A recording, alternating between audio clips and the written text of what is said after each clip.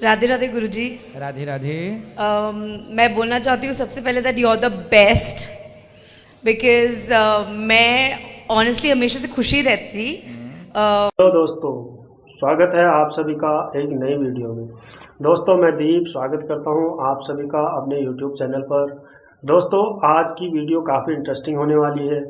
दोस्तों आज की वीडियो में लड़की ने बताया कि कथा सुनने के बाद उसके जीवन में क्या क्या अंतर आए। लड़की ने बताया कि उसने कथा सुनने के बाद मीट मांस दारू इत्यादि का त्याग कर दिया और क्या क्या उसके जीवन में अंतर आया उसने ये बताया कथा सुनने के बाद। मित्रों आओ चलो देखते हैं वीडियो में। मित्रों वीडियो को अंत तक जरूर देखें। वीडियो अच्छा लगे तो लाइक करें। चैनल पर जो नए हैं चैनल को सब्सक्राइब करें। मित्रों आओ चलो वीडियो को स्टार्ट करते हैं। राधे राधे गुरुजी। राधे राधे। मैं बोलना चाहती हूँ सबसे पहले that you are the best because मैं ऑनेस्टली हमेशा से खुशी रहती। मैं बहुत ज़्यादा स्मोक करती थी, दारू पीती थी, नॉनवेज खाती थी और कहाँ से हैं आप? मैं पुणे से हूँ। पूना। हाँ जी। पुणे से, ठीक है। और मैं आई थिंक 1-1.5 हफ्ते पहले भी आई थी। मैं जिस दिन यहाँ आई उसी दिन आप चले गए एंड मैं वापस चली गई थी पुणे 3 दिन पहले और मुझे इतना अजीब लग रहा था वहाँ पे जाते ही। मैंने बोला I want to go back you know because मुझे गुरुजी से मिलना है। मेरी मॉम ने बोला तू पागल हो गई है। मैंने बोला it's okay I want to go. और मुझे आई डोंट नो जितने लोग देख रहे हैं मुझे इतना बताना है कि मैं खुद भी लाइव स्ट्रीम करती हूँ। जैसे आपका कथा और सब कुछ यूट्यूब पे आता है तो मैं खुद भी लाइव स्ट्रीम करती हूँ। लाइव स्ट्रीमिंग ऐप्स होते हैं वहाँ पे मैं आपका लाइव दिखाती हूँ बिकॉज लोग इतने फ्रस्ट्रेटेड है ज़िंदगी में कि नॉर्मल लाइफ में तो ऐसे भी लड़ते रहते एक दूसरे से और फिर ऐप्स ढूंढते हैं जहाँ पे वो किसी और को मिल सके ज़िंदगी में पीस पाने के लिए और फिर वहाँ के उनकी लाइफ में भी और कंफ्यूज हो जाते हैं। तो जब मैं आपके कथाएं आपकी बातें वहाँ पे लोगों को सुनाती हूँ तो वो लोग भी मुझे बोलते हैं कि मैं पागल हो गई हूँ लेकिन वहाँ पर उस ऐप पे 80% अंग्रेज़ हैं बिकॉज US ऑस्ट्रेलिया वो सारे लोग ज़्यादा सुनते हैं और आपकी कथाएं सुन सुन के मैं उनको भी लिटरली ज्ञान देने लगी हूँ। जो बात आप बोलते हैं वही चीज़ मैं उनको रिपीट करती हूँ। आपकी सत्संग की सारी चीज़ें ऑलमोस्ट मेरे हर एक लैंग्वेज में आई थिंक पूरा दिन उठने से लेके सोने तक फ्रेंड से बात करो, मम्मी से बात करो, बुआ से बात करो, बस आप ही की बातें चल रही होती है और वो लोग मुझे बोल रहे हैं कि बेटा तेरे से तो अभी इतना सीखना मिल रहा है, हम ही इतना नहीं सीखे। और जैसे आपने बोला कि अभी हम लोग का जो फॉरेन जो कल्चर आ गया है और जो एजुकेशन है, जो हमारा पुराना एजुकेशन था वो तो ऑलरेडी चला गया है। और फिर जब ये सारी बातें सुनती हूँ, मैं भगवत गीता सुनती हूँ, मैं भगवत गीता सोते सोते भी उठती हूँ तभी भी चालू होता है बिकॉज आई थिंक 18 घंटे का यूट्यूब पे है भगवत गीता और वो सुनते सुनते मैं सो जाती हूँ, सुनते सुनते उठती हूँ और आई थिंक मैंने उसको 6-7 बार सुन लिया है पूरा और वो एज अ प्रैक्टिस ही हो गया है।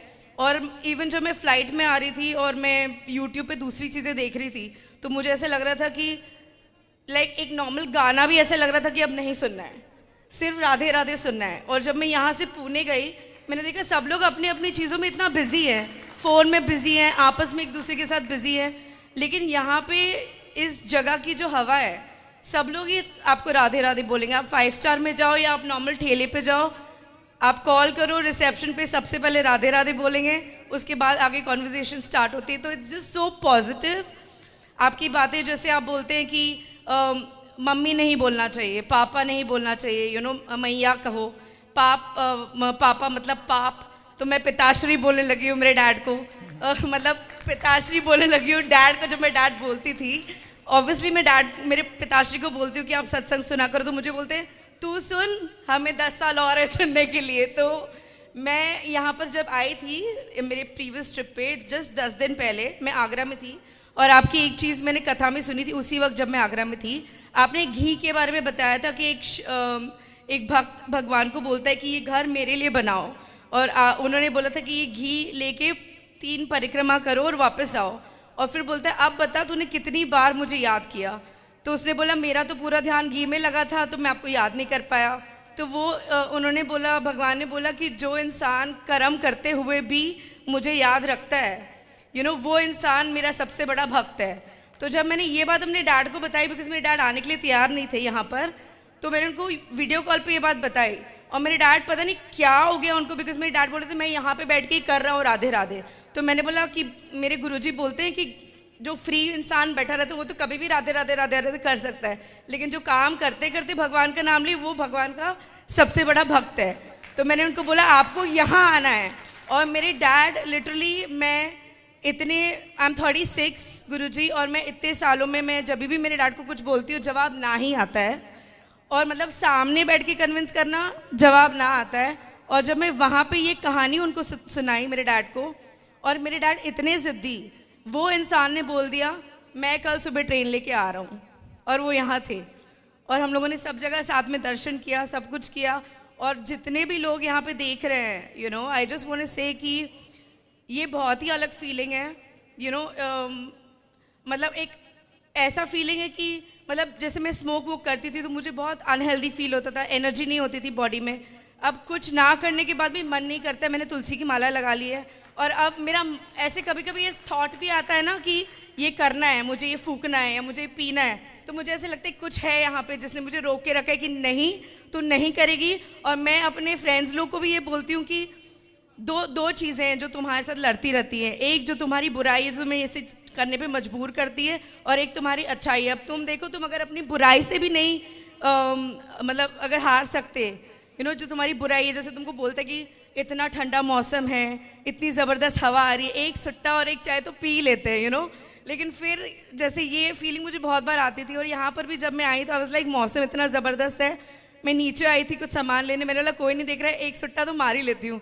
फिर उसके बाद पता नहीं क्या फीलिंग आया, लेकिन मैंने बोला जो मुझे रोक रहा था, क्योंकि मैंने स्मोकिंग छोड़ी थी पहले जी, बट फिर से मैं वापस से स्टार्ट कर देती थी, फिर छोड़ती थी, फिर स्टार्ट करती थी। लेकिन इस बार आई थिंक 3 महीने से no smoking, no drinking, no nonveg.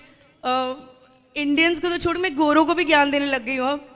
मैं एक गोरों के साथ बैठ के बात कर रही थी तो मैं उनको बोल रही थी कि नॉनवेज नहीं खाना चाहिए, तो वो मुझे बोल रहे वेजिटेबल भी तो ब्रीथ करता है तो क्यों नहीं खाना चाहिए। तो मैंने फिर वापस से आपकी ज्ञान बोली, मैंने बोला वेजिटेबल्स को आप किचन में काटो, देखो कितना फ्रेश खुशबू आएगा, नॉनवेज को काटोगे तो कितना गंदा स्मेल आएगा कि नहीं। और फिर मैंने, हाँ तो वो क्या हो गया, वो तो फिर हम थोड़ी काटते हैं। तो मैंने बोला अपनी फैमिली को लेके जाओ, पूरा दिन बैठ के फल फ्रूट निकालो, किसी भी एक इंसान को पकड़ लो, उसको बोलो बैठ के प्लकिंग करना है, वो कर सकेगा। लेकिन किसी भी इंसान को पकड़ के उसको छुरी दे के बोलो उसको मारना है, और ये देखो मार सकते हो। और भले तुम खाते हो, पूरे फैमिली को अगर एक ऐसी रूम में मैं रख दूँ जहाँ पे मुर्गियों को कंटिन्यूसली पूरा दिन काटेंगे, तुम खुद तो पहले तुम्हें उल्टी आ जाएगी या तुम बेहोश हो जाओगे जबकि तुम खाते हो, फिर भी तुम ये नहीं देख पाओगे, बिकॉज कहीं ना कहीं एक गिल्ट लगेगा तुम्हें कि ये हम क्या कर रहे हैं।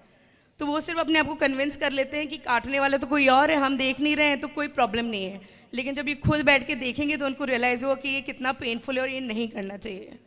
सो मतलब इतनी सारी बातें कि मैं आई कांट स्टॉप बिकॉज इतनी सारी बातें मैंने सीखी आपसे, और मैं वही सारी चीज़ें हर बार रिपीट करती रहती हूँ, सब लोग को बोलती रहती हूँ।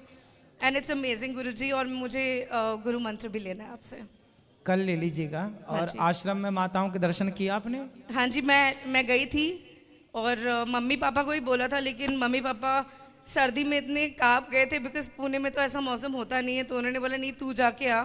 मैं गई थी, सारे सब सोए थे तब, बिकॉज ऑलरेडी बहुत ज़्यादा ठंड थी। बट बाहर से देख के इतना अच्छा लग गया गुरुजी। और मुझे ये भी बोलना है कि मुझे पता है, बिकॉज मेरे फॉलोअर्स बहुत सारे हैं, और मैं ये सब चीज़ें कन्विंस कर रही हूँ लोगों को हर तरीके से। अच्छा मैं ब्रीडर हूँ, आप अच्छा बना रहे हैं, बहुत अच्छी बात है। मैं एक ब्रीडर हूँ गुरुजी, मतलब मुझे पता है कि ये आपको पसंद नहीं आएगा, बट मुझे डॉग्स बचपन से बहुत अच्छे लगते हैं, तो मैं डॉग सेल भी करती हूँ, उस इंटेंशन से नहीं कि ये मेरा बिजनेस है, बस उस इंटेंशन से कि जो डॉग्स रखने वाले लोग होते हैं ना, वो ऑटोमेटिकली फिल्टर्ड लोग होते हैं, वो इमोशनल होते हैं, तो अच्छे लोग ऑटोमेटिकली मिल जाते हैं। आजकल की दुनिया में तो वैसे लोग मिलते हैं नहीं, पड़ोसी को नहीं जानता कौन क्या कर रहा है, किसी को नहीं पता। पहले के ज़माने में तो फिर भी नानी दाल चावल बना लेती थी, यहाँ से रोटी सब्जी बन जाती थी, रोटी सब्जी यहाँ आ जाती थी, दाल चावल वहाँ चले जाते थे। लेकिन यहाँ पे तो आजकल कुछ भी नहीं होता है, तो डॉग्स वाले जो लोग होते हैं ऑटोमेटिकली फिल्टर्ड होते हैं, तो अच्छे होते हैं। बट मुझे ये चीज़ करना है कि जो आपने बोला था छोटी गाय जो हम रख सकते हैं घर में, अगर मुझे कोई कॉन्टैक्ट मिल जाए जो यू नो वो सेल करते, तो मैं वो प्रमोट करना चाहती हूँ। अगर मुझे कोई आके बोलेगा कि मुझे एक डॉगी लेना है, मैं उनको बोलूँगी आप एक गाय ले लो और आई वुडंट माइंड अभी वो छोटी वाली जो गाय है ना बहुत कम मात्रा में है, बहुत तेजी से वो बढ़ेगी हाँ जी। और फिर सबको प्राप्त होगी वो। और गुरुजी मेरा एक फार्म हाउस भी लिया है मैंने, जो काफ़ी बड़ा है, और मेरा मन है कि मैं वहाँ पे यही करूँ कि गौशाला बनाइएगा, गायों की हाँ। सेवा कीजिएगा। हाँ जी, थैंक यू गुरुजी। खुश रहिए, सुखी रहिए। देखिए कथा से कितना बड़ा प्रभाव है। हमारी बहन सिगरेट सब पीती थी,